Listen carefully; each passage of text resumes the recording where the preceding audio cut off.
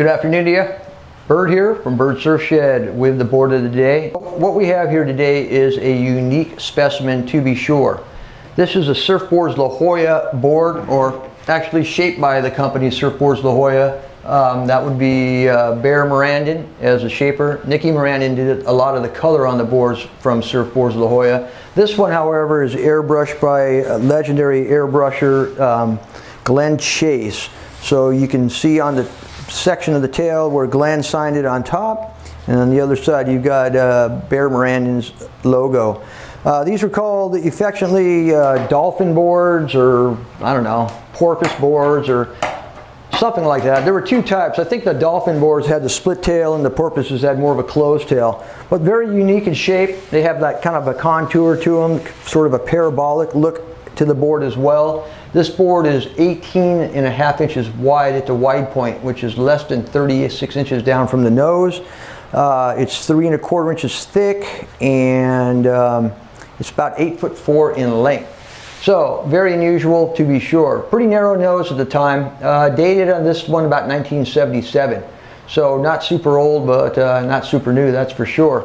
Most of the boards that they did like this, they had eyes that were put onto the boards. Hugh Duckworth, another guy who inspired this shape for sure, and who rode quite a few of them. They'd put like little styrofoam eyes on them and paint them out. This one has the painted on eyes. And I guess the theory, again, coming back from Polynesia, is that you want your watercraft to see where it is going. Little details on the airbrush, totally kind of cool and hip, as you would expect from that time frame. The little lightning bolt on the front, that was added sometime after, as it's just reflective tape. Little wedge stringers, super tiny little stringers on them, I don't know, 1/8 inch maybe, and then it just goes from nose to tail into a wedge out to the, not even to the tip of the pins. It actually flares a little bit wider than the tail of the fins.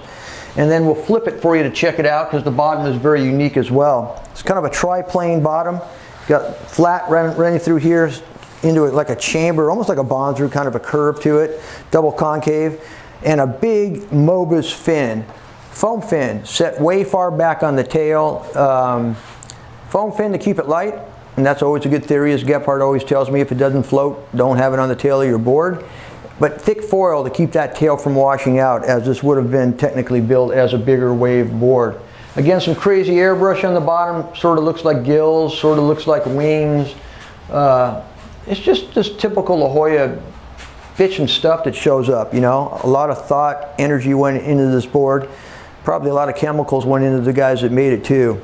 So I tracked this board down. I've been trying to get it for about 28 years. It's been very elusive. I was able to pry it out of the hands of the past owner about 3 years ago. Needs a little bit of work, needs a little loving. I have not ridden it. It will get ridden. I'll get it dialed in. But there you have it. Pretty cool board. Definitely one of my favorites, actually. Barry Mirandon shape, Glen Chase airbrushed, and probably Nicky Mirandon probably did the plastic work on it, meaning the glass job. And that's it, board of the day. See ya.